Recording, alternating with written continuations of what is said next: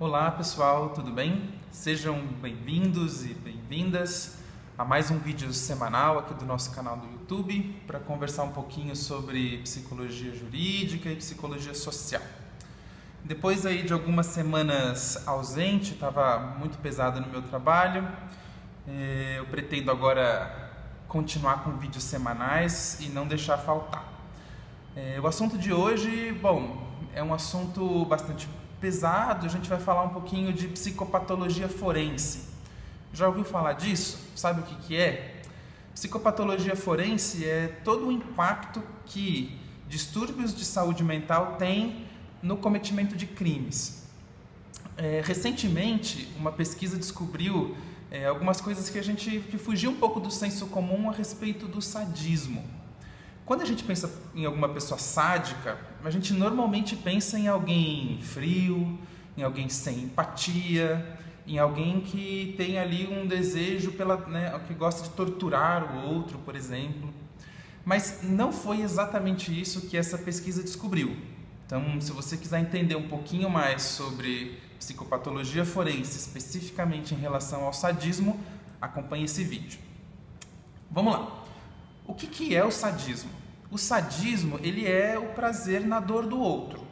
Então, o sádico é aquela pessoa que goza em ver o outro sofrer. O prazer dele, o desejo dele está associado à dor de outra pessoa.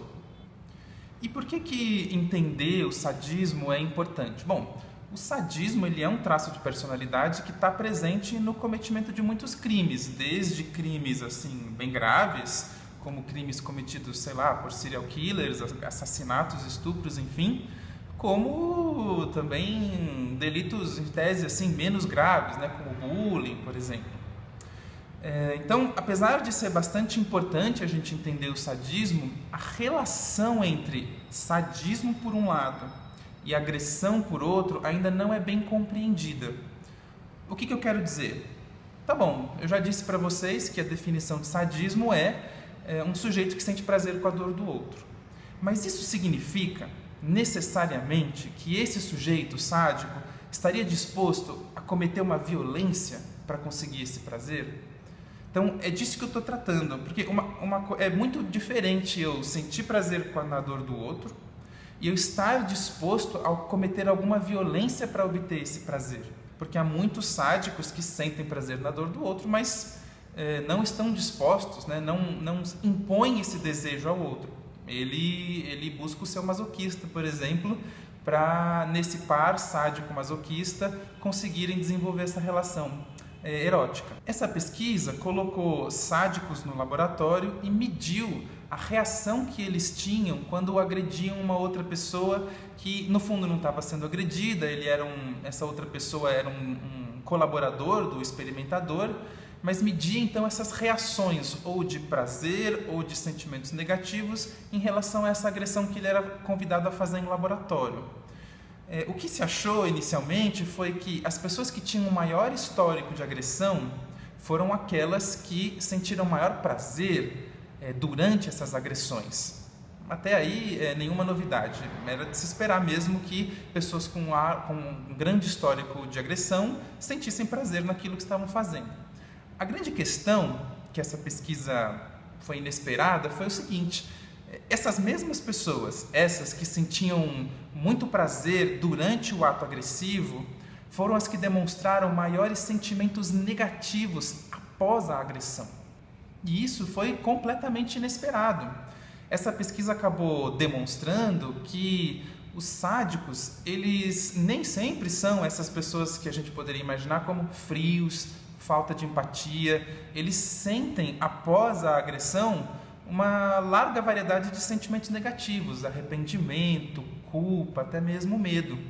Então, é bem possível que a gente esteja diante de uma espécie de redefinição do que é o sadismo. O sadismo ele teria que então ser definido pelo prazer na dor do outro, ok? Esse é um dado, mas também pela existência forte e intensa de sentimentos rebote, ou seja, sentimentos que vêm depois desse prazer na dor do outro, sentimentos negativos como arrependimento, culpa e medo, como eu falei. esse tipo de descoberta, ele um pouco desafia o nosso senso comum de pensar nos sádicos como pessoas, que normalmente a gente pensa nos sádicos como pessoas frias, como pessoas sem empatia. E aí eu fico me perguntando, talvez, por que isso acontece? Talvez uma hipótese para isso seja que a psicopatologia forense, de uma maneira geral, ela é muito influenciada pelo fantasma de um quadro clínico muito conhecido, que é o quadro clínico da psicopatia.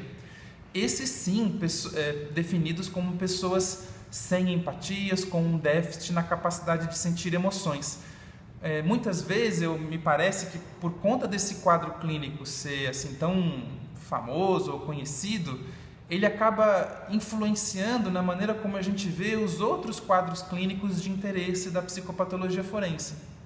O importante aqui é a gente perceber que a psicopatia ela é um quadro limite, um quadro que é a exceção e não a regra quando a gente, por exemplo, vai trabalhar com psicopatologia forense. Psicopatas têm na sua definição um déficit bastante acentuado na capacidade de sentir emoções e, portanto, na capacidade de sentir empatia.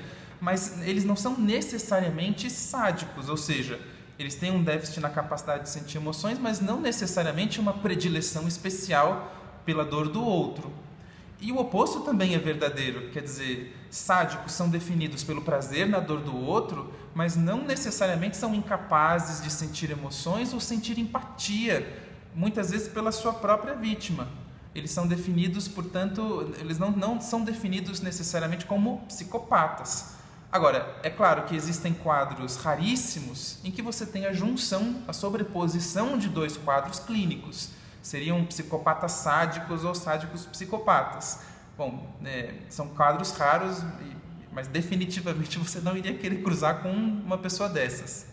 Mas por que é importante a gente saber que sádicos sentem arrependimento? Você poderia estar perguntando. Bom, isso é essencial porque aonde existe sofrimento, existe possibilidade de tratamento. É por isso que até hoje, em relação aos psicopatas, por exemplo, as tentativas de tratamento foram absolutamente frustradas. Como você trata psicologicamente de alguém que não faz vínculos, ou de alguém que tem uma enorme dificuldade de se vincular emotivamente? De outro lado, se sádicos sentem sim culpa, arrependimento e medo após as suas agressões, esse é o ponto de partida para qualquer tratamento psicológico que se possa pensar para eles. Então, se você sente esse prazer na dor do outro e se incomoda muito com isso, a dor que te vem depois desse prazer é realmente muito intensa e insuportável, saiba que você pode procurar ajuda. E pensando assim em termos de política pública, uma das áreas que eu acho mais interessantes da psicopatologia forense, enfim, da psicologia forense de uma maneira geral, é o tratamento de agressores. Ou seja, o tratamento psicológico de pessoas que cometem crimes e cometem delitos com o objetivo de ressocialização. É uma área muito forte, muito comum da psicopatologia forense fora do Brasil, então muito desenvolvida em países como os Estados Unidos, os países da Europa, mas aqui no Brasil é muito incipiente. A gente tem praticamente inexistente experiências de tratamento de agressores, tratamento psicológico de agressores.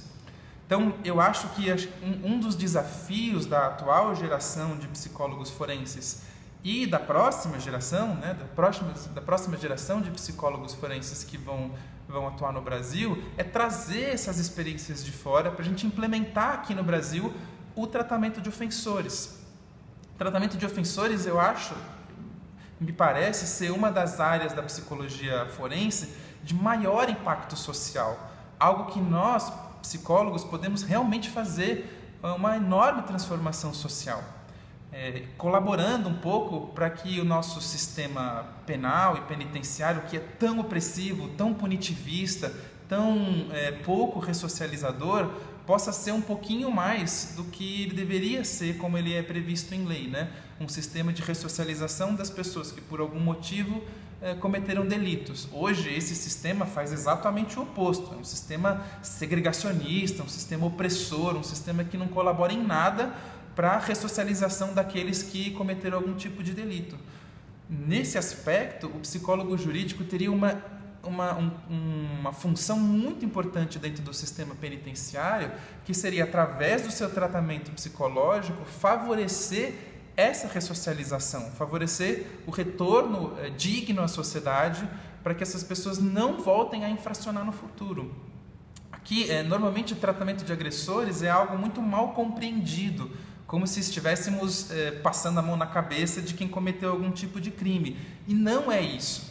Muitas vezes, pega o exemplo do sadismo mesmo. Se o sujeito comete um crime impulsionado por um desejo sádico, a simples punição dessa pessoa não vai fazer efeito nenhum, é altamente ineficaz.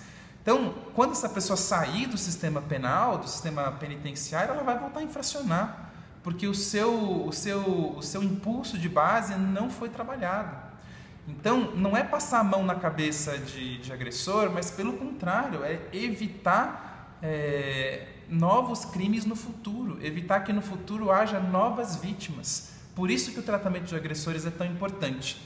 Então, espero que vocês tenham gostado desse vídeo, e se vocês, assim como eu, compartilham desse desejo de trazer e de popularizar o tratamento de agressores no Brasil, se inscreve aqui no canal, compartilhe esse vídeo, deixe o seu like para que a gente possa disseminar essa ideia, tá bom? Até a semana que vem. Um abraço.